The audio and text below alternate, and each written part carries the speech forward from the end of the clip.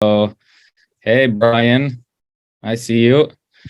We studied Hebrew together at Middlebury College. So the class tonight is called Jewish Diversity in Medieval Jewish Babylonia, Beyond Rabbanites and Karaites. And by the end of the class, I will try and have you all convinced by my thesis that the story of early medieval Jewish Baghdad is more complex than consisting of two opposed and warring communities named Karaites and Rabbanites.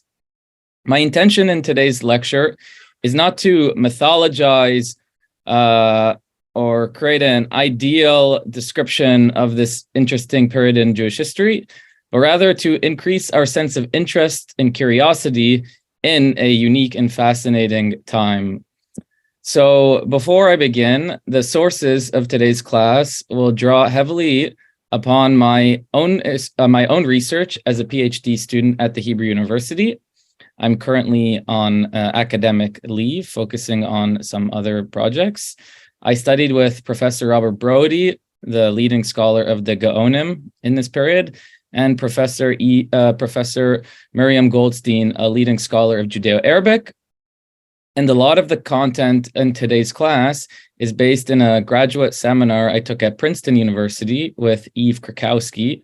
So Eve deserves a big shout out as well for her way of teaching this period and not reducing a more complex reality into a more of a binary, simplistic narrative. With that said, all the mistakes that I will make in this presentation are mine and not of these esteemed professors. So before we begin, I want to say spend one more minute on discussing where do the sources come from? Where do all professors and myself, a graduate student, come up with our interpretations?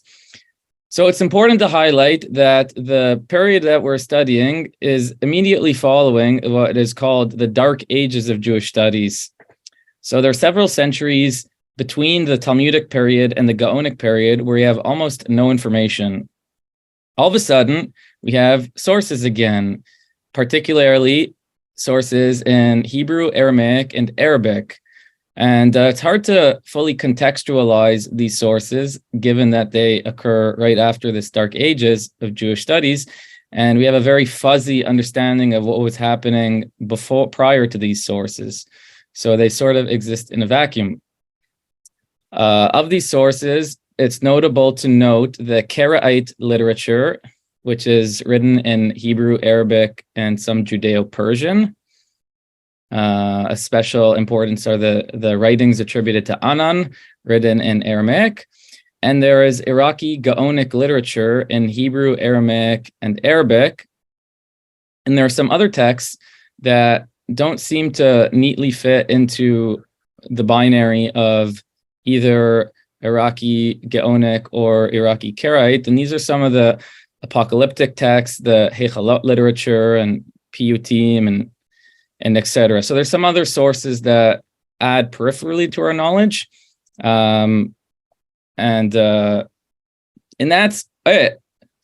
So it's important to note from the beginning of our presentation that there are, in a lot of ways, many more gaps of our knowledge than we have data to fill in the gaps. Notably, the voices of women, children, and many of the non-scholastic Jews, those who aren't the heads of the seminaries, the Gaonim, are missing. So really the voices of most of the people we'd be interested in learning about are missing. And so it's always important to be aware of how is the limited data that we have possibly skewing our conclusions, and to keep that in mind. So let us enter the city gate of Baghdad. Before, I want to ask a question where people can write in the chat, or if anybody wants to put their hand up, it would be great for the class to allow participation. So what do we know already about medieval Baghdad, and what do we expect to find inside once we walk through this gate? So I'm going to look in the chat. If anybody puts up their hand to talk, we can call on you.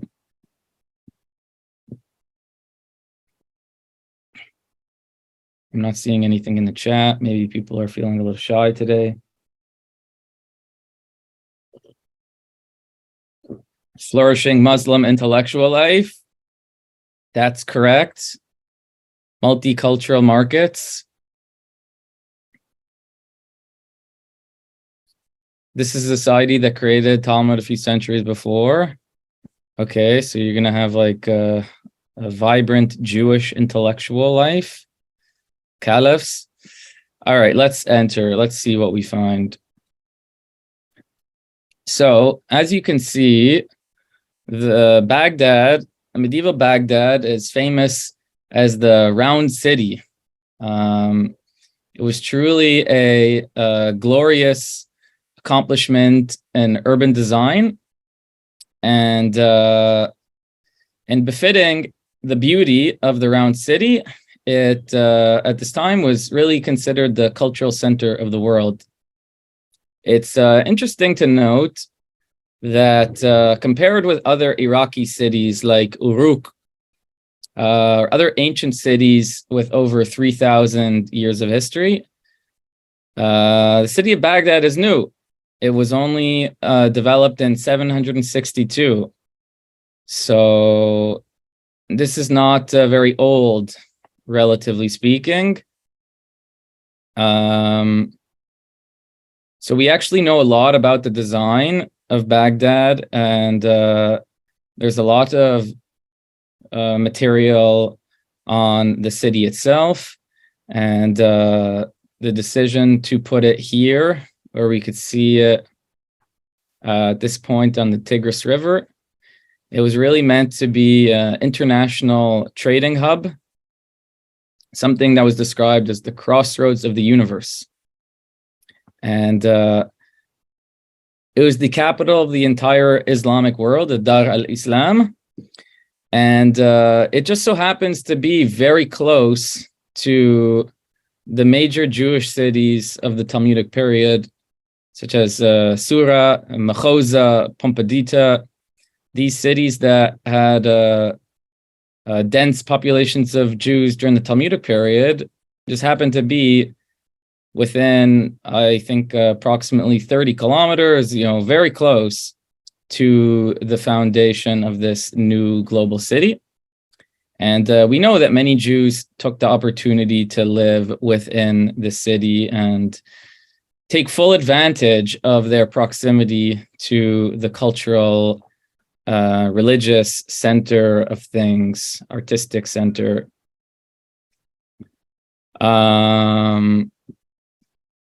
Okay, I think that it's just worth noting that the round city that we see here was destroyed in the 19th century by the Ottoman governor, sadly enough, and it was destroyed even more in the 2000s.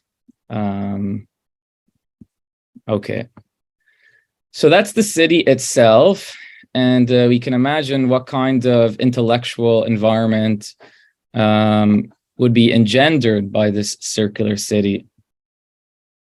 So the Jews living in Baghdad were also living in the heart of the medieval Islamic Empire, which really shaped the Jewish communities and the Jewish theologies profoundly.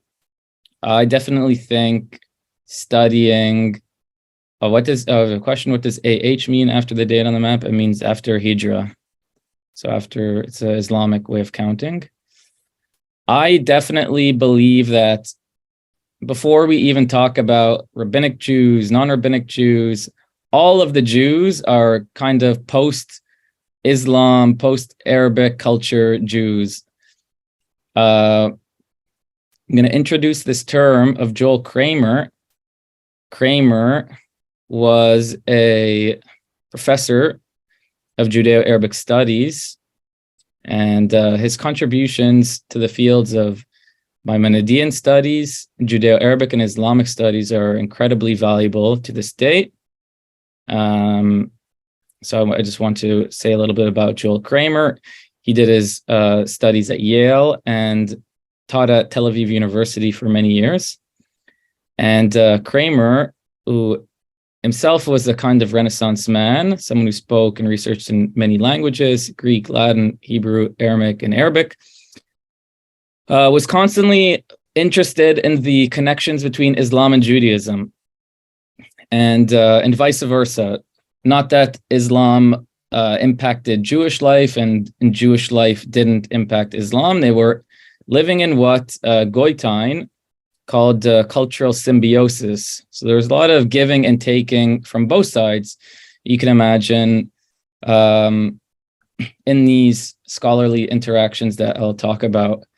So when we're talking about this city of Baghdad and this Islamic Renaissance, Kramer, his theory is that this period can be described as a renaissance of humanism in the exact same way that we talk about humanism today. So what does he mean? I want to spend a few minutes talking about what he meant, because I am of the belief that the more we understand the Islamic society that was flourishing in Baghdad and in the surrounding area, we basically see the Jewish community as a kind of shadow, emulating in some respects this aspect of the dominant Islamic culture, and emphasizing in other respects this other aspect of the Islamic culture. I think of it a lot in terms of, if we think about American Jews, you could think of, well, this American Jewish denomination maybe emphasizes individual autonomy a little bit more. You know, this American Jewish denomination, this Karaite community in Kiryas Joel, you know, maybe is, I don't know if anybody read this new book on Kiryas Joel, but I believe the thesis is that it's an entirely American phenomenon. Somehow, you know, even the act of being very insular, you know, it's like still created in America and can only be understood if you understand American culture and American law, etc. So I really think that understanding this humanism and this Islamic Renaissance is very key to later understanding how the Jews viewed their own differences, the internal Jewish debates. Okay, so what is this Renaissance of Islam? So, according to Kramer, the principal expression of this Renaissance was the philosophical humanism that embraced the scientific and philosophical heritage of antiquity as a cultural and educational ideal. So I'm talking about their translation of Greek philosophical texts, and the humanism was also expressed in a literary production of adab, which just means literature in Arabic, which is equivalent to Greek paideia, and this led to the flourishing of books and poetry, etc. A product of this Renaissance was the powerful assertion of individualism in the domains of literary creativity and political action, and it occurred in a remarkably cosmopolitan atmosphere of Baghdad, which hosted scholars from around the Islamic world of diverse cultural and religious backgrounds. Within this group of scholars, there was a class that was distinct, and these were the philosophers. Philosophers were known for their transcending of group loyalties and their united goal of pursuing wisdom. And so these philosophers also existed across the religious boundaries.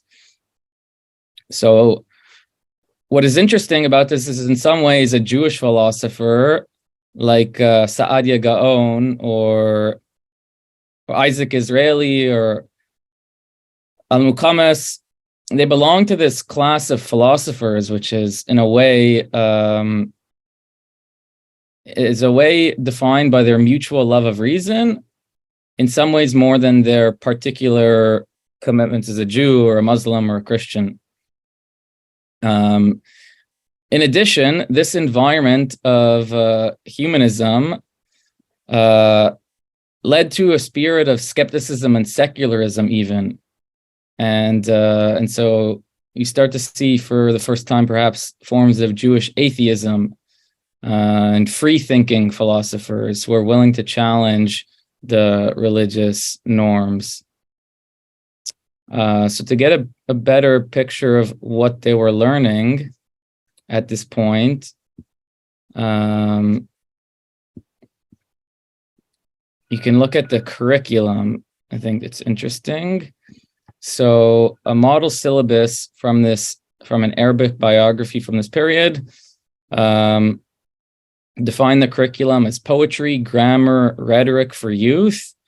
After these have been mastered, they would learn ethics, politics, physics, mathematics, and metaphysics. Another curriculum included grammar, poetry, rhetoric, logic, philosophy, ethics, politics, physics, mathematics, and metaphysics. And one final one included linguistic sciences such as grammar, syntax, writing, reading, poetry, logic, mathematics, physics, metaphysics, politics, and theology. So this is a pretty intense curriculum. It says something about the values of a society, what they learn. And so if we had expected that in the capital of the Islamic Empire, that would be, all Islam all the time, we would be very wrong. If anything, most of these lists didn't even include Islam except the final one. And theology is, okay, got a question at the slides, not changing the slides. I haven't changed it yet. So one final aspect that I want to talk about in this Islamic context of Baghdad is the majlis. So the majlis was means literally a place where you sit, and the majlis is this institution that occurred in the Abbasid Empire, wherein scholars would gather to engage in debate and dispute. And these were very formal gatherings. They would occur with Jewish, Muslim, and Christian and other religious groups. And there were very strict rules of how to engage in a debate and a dispute.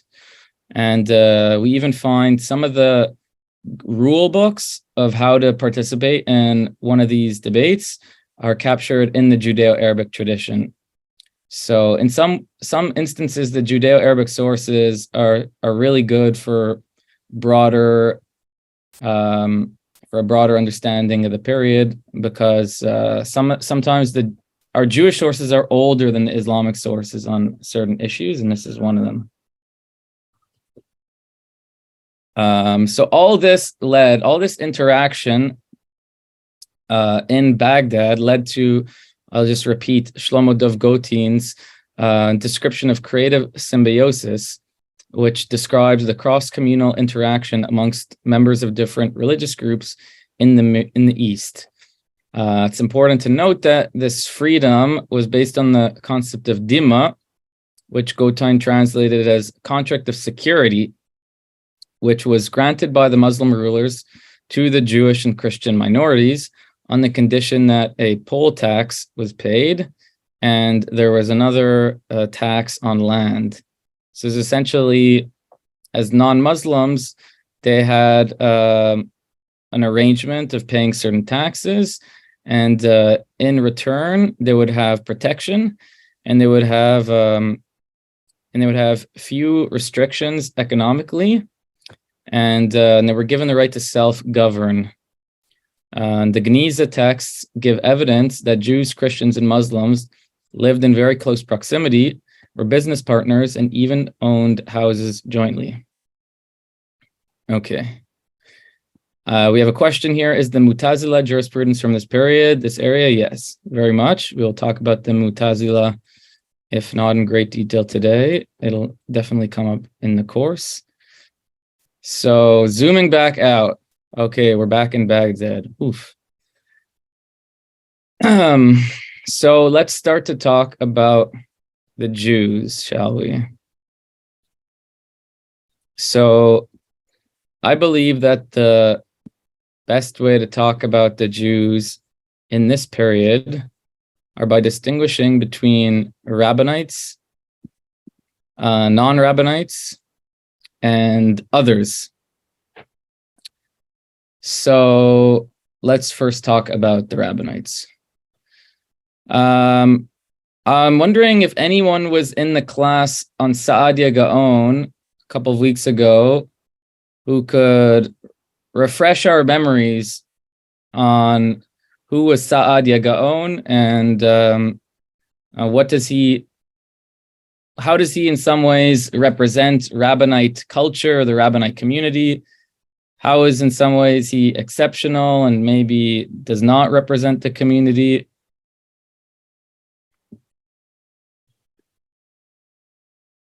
Brian, I'm looking at you.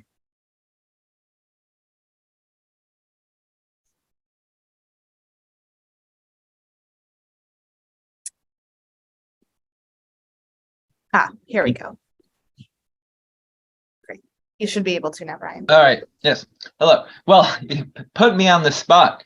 Saadia Gaon was committed to the authority of the rabbinic tradition. He considered, the sources of the Mishnah and the Talmud to be binding and authoritative and important to the functioning of Jewish life going forward. Was that your question about why he was a Rabbinite? His commitment to the post-biblical? Yes. Yeah. So the Rabbanites, we can say, lay claim to the rabbinic tradition. There's this interesting nuance between rabbinic and Rabbinite.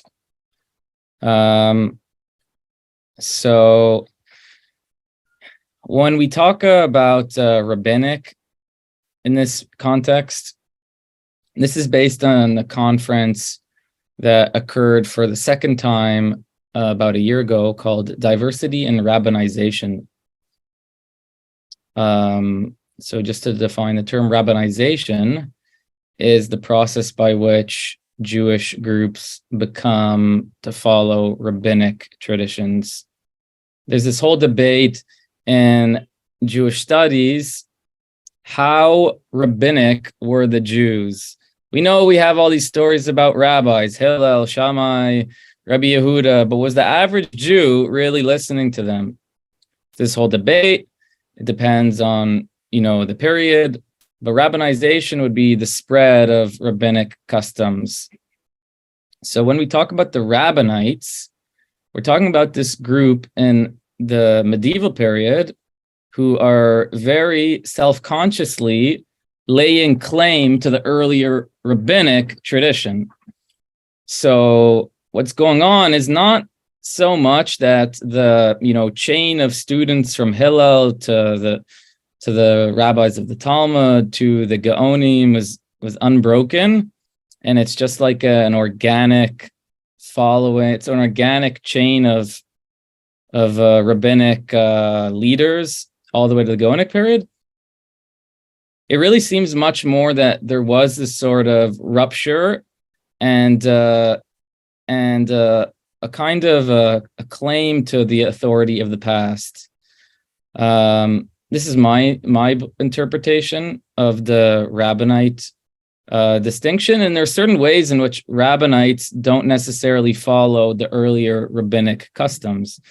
This is one of the big fights between the Rabbinites and the non-Rabbinites. When the non-Rabbinites point out examples in which they say, you don't even follow what's in your own book. You don't follow what's in the Mishnah. You don't follow what's in the Talmud. So some professors have argued that in some cases the Rabbinites do not follow rabbinic traditions. And that only makes sense if we understand this distinction that I was making. Okay, so we spoke a lot about Saadia Gaon last week. just to highlight in the context of today's class, when we talked about this idea of a philosopher and the ideal of autonomy, that these were ideals of the Islamic Renaissance. So it becomes a lot easier to understand who Saadia Gaon is if we understand this culture that he lived in, right? Before Saadia Gaon, the Gaonim did not write books in their own name. They wrote responsa, and the responsa were signed in the name of the yeshiva of the Gaon. And the responsa were written in Aramaic, whereas Saadia Gaon begins the tradition of writing monographs. So he writes books with his name in the front, with an introduction, with a conclusion. And this is a radical shift. It's a radically new invention in a way in Jewish life. And it becomes a lot easier to understand if you consider the other kinds of books that were being written by Islamic leaders and theologians in his time. And after Saadia Gaon, other Gaonim copied him, basically. So one important Gaon to know about is Samuel ben Chofni Gaon. Chofni Gaon also wrote books on philosophy like Saadia, and they disagreed with each other. In this culture of valuing philosophical discovery and debate, they felt very free to disagree with each other. So when we talk about the Rabbinite camp, we need to be clear that we're not talking about a monolith. We're talking about a group of people who disagree with each other. The glue that holds them together is their shared commitment to the rabbinic tradition in some way. But it's not obvious that they absorb this tradition in some sort of simple, uncritical way either, right? It would be a mistake to believe that the Gaonim, like Rav Saadia Gaon, Rav Shmuel ben Chofni Gaon, who are who take claim to the early rabbinic tradition of the Mishnah and the Talmud, that they do so in some sort of innocent way, right? But rather, you could suggest that they engage creatively with the earlier tradition in order to serve whatever goal they have currently. And the evidence for this would be that on many of the halachic topics that we have in earlier rabbinic literature, like the tractates of Talmud dealing with commercial law, we find in the Gaonic period that Saadia Gaon and Chofni Gaon have whole independent works dealing with the laws of property transfer and other areas of civil law. And so they're basically remaking the law, using sources from the past, but using them in a way that gives the current jurist, the current Gaon, great freedom to disagree with rabbis of the Talmud, to disagree with earlier Gaonim, if earlier Gaonim have also written on these issues. And this is a very significant development compared to before Saadia Gaon. I would say we see less of this independence. So it does seem to be a shift that Saadia Gaon introduces into the Gaonic culture.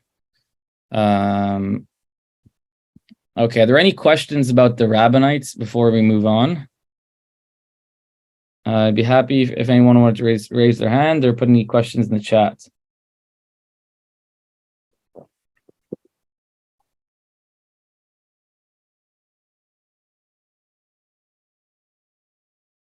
This image is from Wikipedia. I don't know what the date is. It's certainly not like authentic.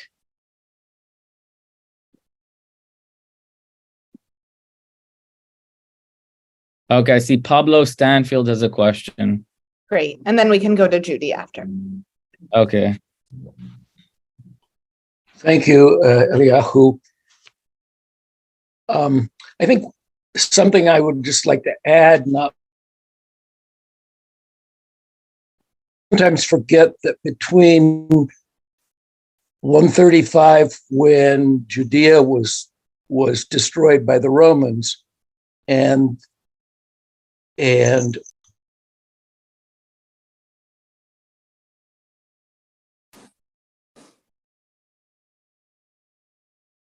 Pablo, I think you're going in and out, so maybe it would be easier if you add your question to the chat. And we can get to it there. Judy, do you want to ask a question quickly? Yes, I do. I'm just curious, how big were the followings of each of these groups?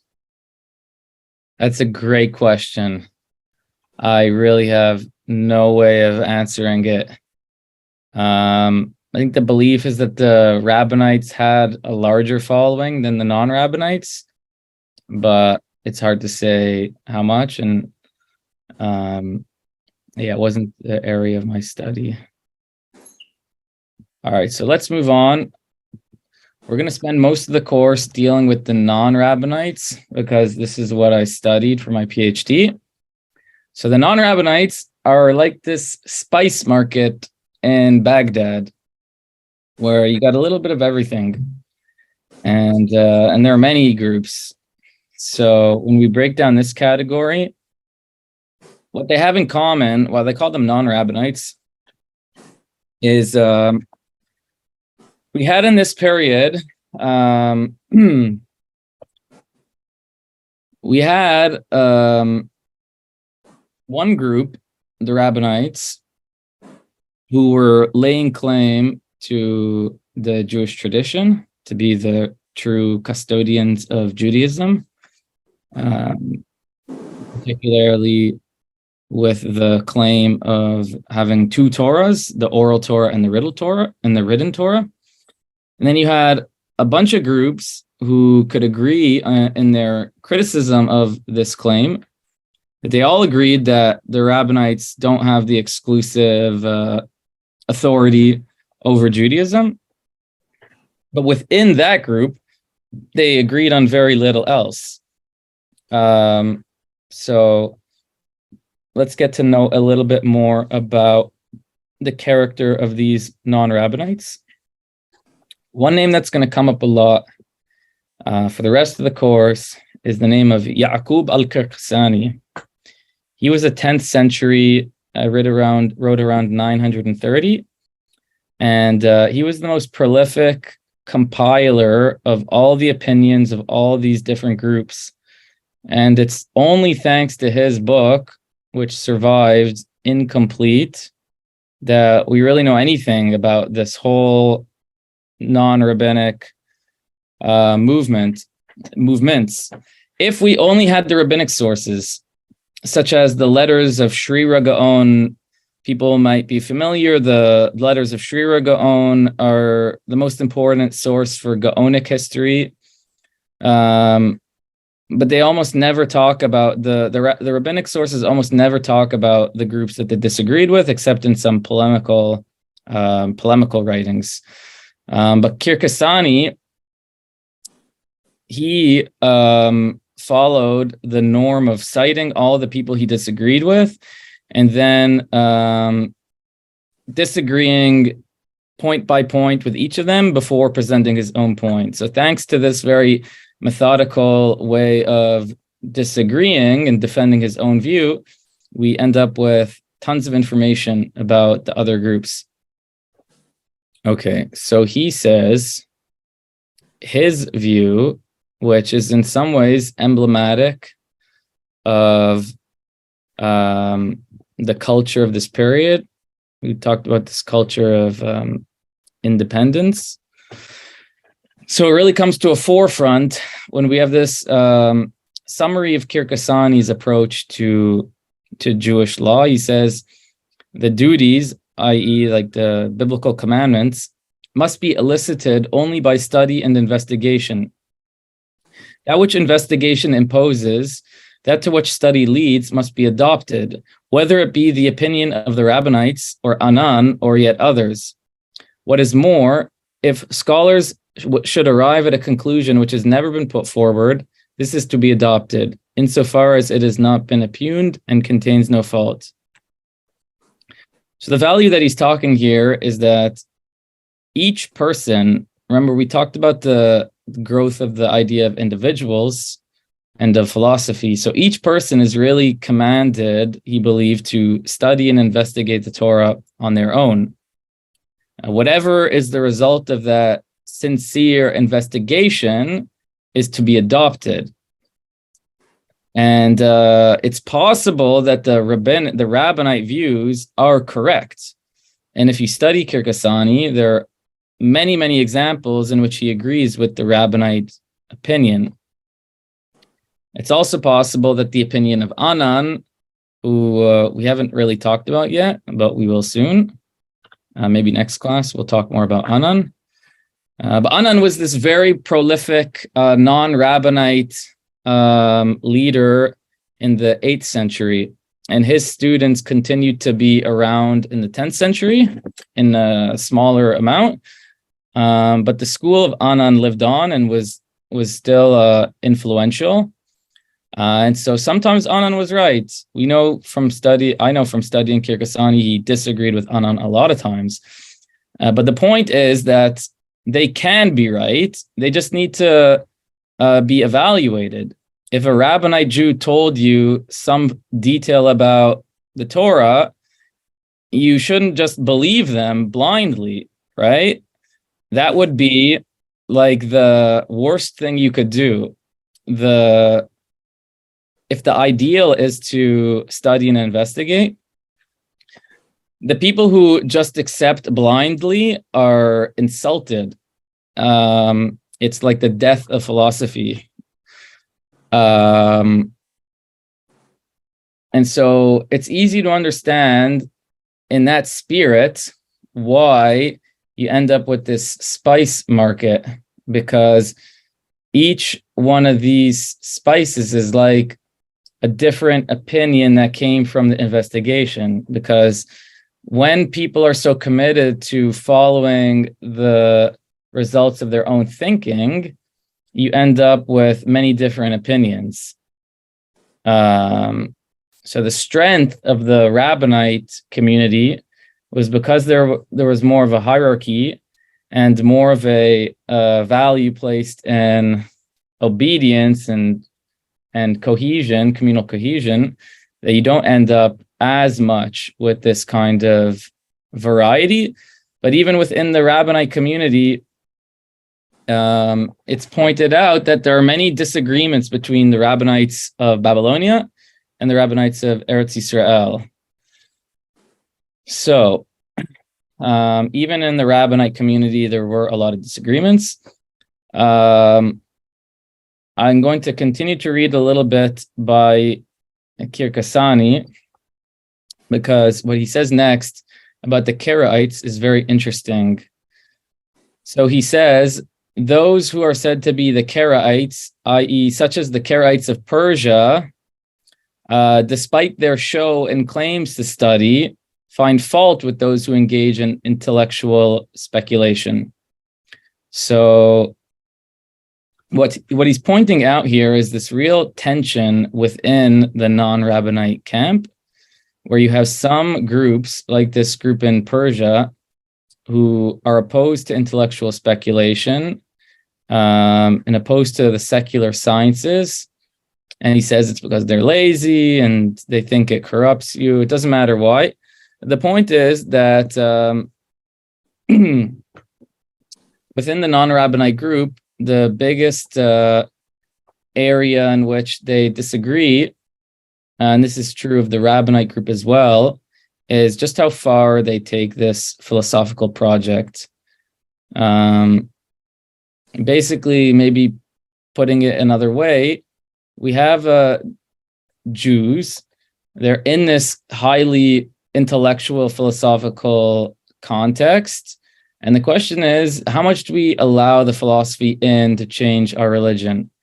And when I first started studying this, I really felt like it was parallel to the Jewish modernity, right? And the different Jewish movements all had different answers to how far do we take the Enlightenment into Judaism. You have Reform Judaism, we're willing to change some of the laws. You have Orthodox Judaism, we're willing to maybe rethink some of our theological positions based in our study of philosophy. And then you have some ultra-Orthodox Jews who, let's just not engage with modernity. Let's kind of back away. So a similar thing is happening here, where both the Rabbanites and the non-Rabbanites are affected by philosophy and the philosophical culture of this Islamic civilization. And they come up with different solutions for just how committed they are. Where do they draw the line? So where do I want to go from here? Eliyahu, we do have a question. Do we have time now, or would Yes, sure. Okay, great. Melech? Yeah, I'm here. Hold on a second. Let's see if I can operate the phone. Hello, can you hear me? Yeah. Hey, Eliyahu. So the question I wanted to ask is regarding Qirqisani. Could you give an example, maybe a prominent or an illustrative example of some of the opinions he brought, just a single example of some opinions he brought that he ended up rejecting, and then what his opinion was on the issue? Maybe just to illustrate like his mode of thinking versus the other modes of thinking that were present at the time. Yeah, sure. Okay, we're going to get into a lot more into this in the next couple of classes, but a good example is Anan read into verses in Joshua chapter 5, talks about the circumcision of the children of Israel after they crossed the river into the land of Canaan. They have this big circumcision. It's very confusing. It says in that verse that they hadn't been circumcised in the desert period. It's very troubling theologically. What do you mean? Like Moshe Rabbeinu was with them in the desert. They were with Moses. They're like the greatest Jew ever, and they didn't circumcise. Doesn't make any sense. Anyways, that's what's in the book of Joshua. And Anan reads into the words of the pasuk there, charbot surim, like knives of flint. He reads into the fact that surim is in the plural, that it must be like knives. And a circumcision knife is like a knife, one. And so if it said knives, then it must have been scissors. And Anan says that circumcision is done with scissors. And everybody jumps on Anan about that because they say basically, look, we all know how circumcision is. It's not possible that it's been scissors the whole time and we were doing it wrong. So that's the case where not only Qirqisani disagrees with Anan, but everybody disagrees with Anan. Another example, which is interesting, would be that Anan has this view. There's an interesting detail in the laws of Leviticus around the slaughter of birds. So nowadays we know if you want to eat a kosher bird, do a shechita. However, if you read the Torah carefully, you'll notice that when it talks about shechita, kosher ritual slaughter of animals, it doesn't include birds. And a bird is not really an animal. A bird is kind of a third category of, you have fish, you have land animals, you have birds. So the Torah does not discuss the correct way to ritually slaughter a bird. And Anan says that the way that you slaughter a bird is through the process of malika. The Torah talks about malika in the temple. When a Kohen would bring a bird offering, he would do this slaughtering technique called malika, which uses his thumb. So he basically uses his thumb to basically take care of the slaughtering, and that's it. And there are different kinds of malika. Sometimes you completely sever the head, sometimes you don't. And Anan believed that this is the correct way to do it out of the temple as well. And he had this whole argument. Anan does this in the 8th century. In the 9th century, we hear about like how horrified everybody was by this. Like they're killing chickens with their hands. It's disgusting. And a bunch of people go back against Anan and they say, you know, Anan was wrong. He didn't understand the Torah. There's this whole argument that there is shechita for birds. You just need to understand the verses in a certain way. Al-Qirqisani comes back and he's writing in 930 and he says they were all wrong. Anan was right. You know, like this is the right way to do shechita with birds. It's malika. And I did not research this issue that much after, but I'm guessing that Al-Qirqisani and Anan both lost. And this is one of these interesting examples because you could say, you know, technically we're supposed to be engaging in some sort of like dispassionate understanding of the verses. We didn't get to it today, but it's a misconception that these non-Rabbinite groups are, you know, scripture only, you know, like some sort of Protestant Judaism. It's definitely true that what the literal meaning of scripture is very important, but it's certainly not the only factor in how they understand the Torah, how they read the Hebrew Bible. And this is a good example of the fact that you and I can all imagine how, you know, using your thumb to slaughter a bird is just going to have like a sort of repulsive effect. And they're human beings, you know, so you need to wonder how this sort of social, the fact that they live in a society and they're influenced by the fact that the Rabbinite Jews are disgusted by this, you know, and how that might have motivated the pushback. Al-Qirqisani, I think, views himself as above any of those considerations. Like to him, he thinks it's shameful that other groups were willing to succumb to the pressure. So he's more of a purist, at least in this case. And you can also imagine how the idea of Anan changing the circumcision knife to a scissors would have a lot of conflict with the community's sense of kind of, this is what we're attached to. We're attached to our customs. Every community anywhere in the world, especially this community in Baghdad, they have over 1,000 years of custom, right? So the Babylonian Jewish community, unlike the Eretz Yisrael community, you know, in Eretz Yisrael, there's a lot of war and their community has been decimated. So the Babylonians really look down upon the Palestinian Eretz Yisraeli communities because they've had war and they've been decimated and there's not as much, you know, continuity. But in Bavel, you've had continuity from, you know, perhaps the biblical period, even before the Mishnah made its way to Bavel. And so, you know, presumably they've been doing circumcision the same way for 1,000 years or so. And so Anan, when he attempts something so radical and brazen, it's not hard to imagine why everybody rejected him, even though Anan did attract a group of followers who were very, very loyal to him.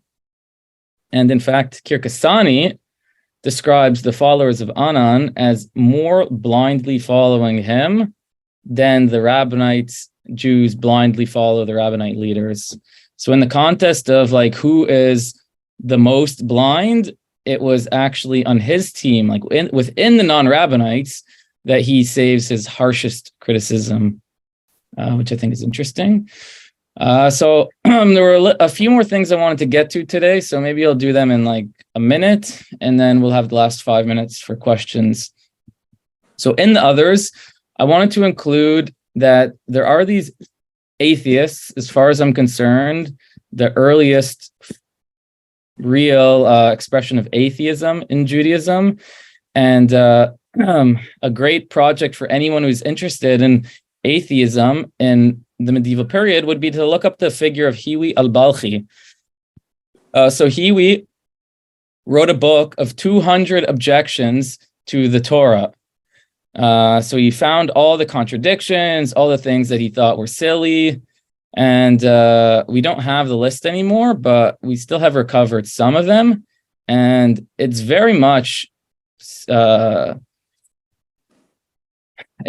reminiscent of Baruch Spinoza much later, this tradition of biblical criticism and exposing the contradictions or absurdities of the Bible.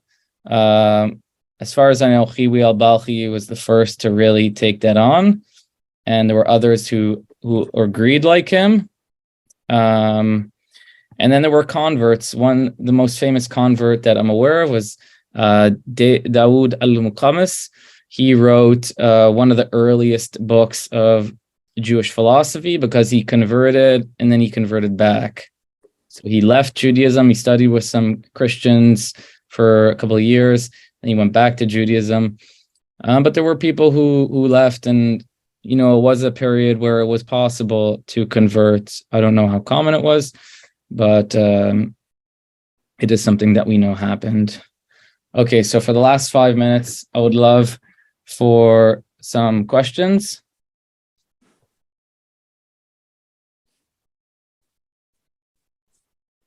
Anyone want to put their hand up? Alex, do you have another question?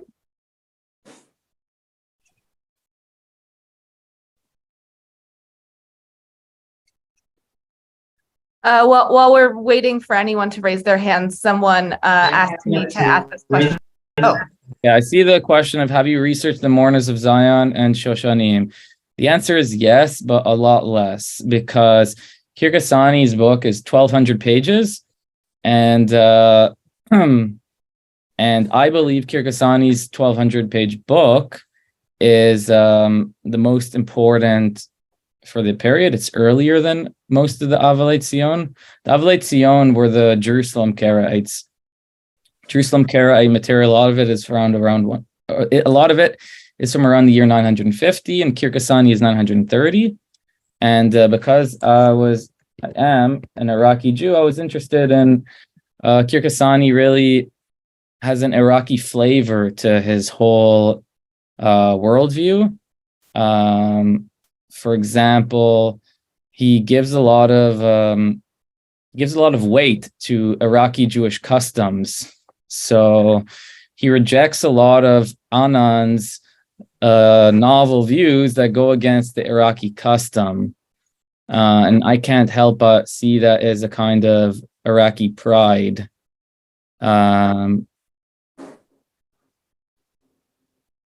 So any other questions?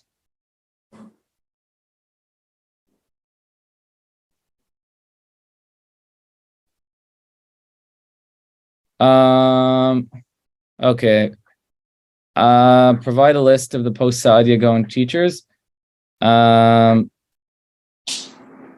I can, if you go on just Wikipedia, you could find the list of the Gaonim. So Hiwi al-Balkhi is the atheist. The first talk is recorded. I think it's on YouTube by now. I'm sure if you email someone from My Jewish Learning that they can send you a link. yes, we can send out the recording to this lecture as well as the first talk from Saadia Gaon and the dates for the next two lectures. Okay, so Brian, why do I say beyond Rabbanites and Karaites? So yeah, maybe I can wrap up and take us to our conclusion for today. What a slide. Okay, so I called the lecture Beyond Rabbanites and Karaites because one thing that I want to bring greater nuance to is both the similarities and differences between the Rabbanites and the non-Rabbanites.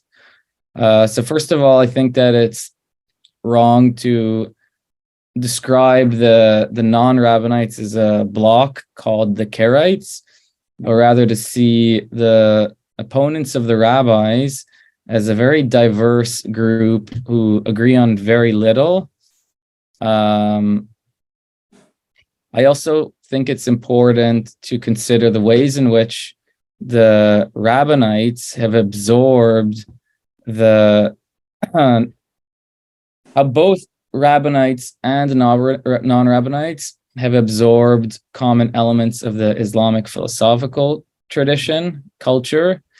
And so in a way that each group is less solid than what we once thought, that within the Rabbinite group, you see, when you study it in greater depth, you see a lot of the impact of the same cultural forces that were affecting Karaites as well. For example, we know everyone is comfortable describing the Karaites as very focused on the Hebrew Bible, reading the Bible, drawing law from the Bible. But this is not true only of Karaites. My point is that when you look at Rabbinite writings of the same period, that they have a very similar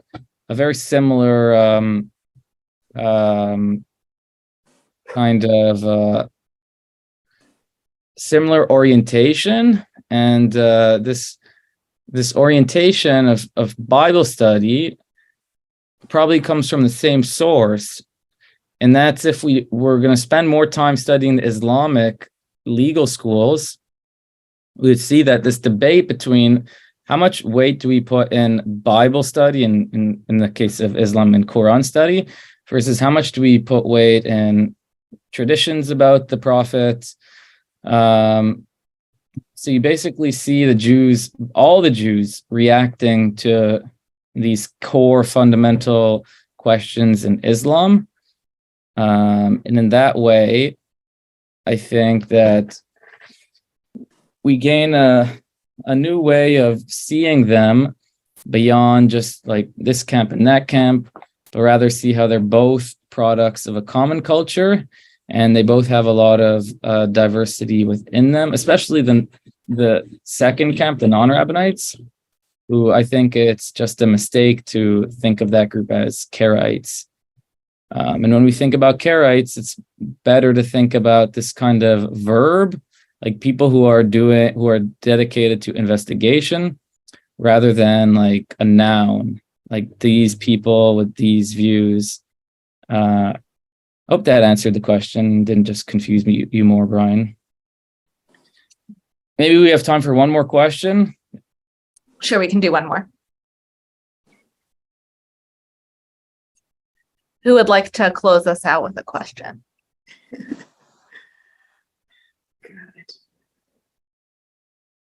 So much information. Eliyahu, what is a question that you wish people would ask more? How do I learn more about today's class? How do I learn more about medieval Jewish history in Baghdad? Well, there's a good book by Danny Siegel called Karaitism, an introduction to the world's like oldest Jewish sect or something like that. Danny Lasker. I think that for those who are interested, they could read that book, or they could watch, I think he has a talk on YouTube describing the book. So yeah, I would suggest that's a great place to start. There's a lot of good stuff on YouTube about these topics. There was a Karaite Studies conference a couple years ago, and they have a lot of good stuff there. The chief rabbi of the Karaite community, Moshe Faruz. Let's see, Karaite Press. The Karaite Press in California has a lot of good stuff in English. I don't know why I'm not finding it all of a sudden. Well, the good thing is that we're not finished the conversation. We are looking forward to coming back together in 2 weeks. Yes. And that there'll be more detail, less like broad context. It'll be more like the nitty-gritty. So I look forward to learning with everyone in 2 weeks. We will send out the recording. I know that this was a lot of good information, but if you'd like to review it before next time, you're welcome to, or bring some friends. You can share this resource with them, and we'll see you next week for, as Eliyahu says, nitty-gritty. Bye-bye. Bye-bye. Thank you, everyone.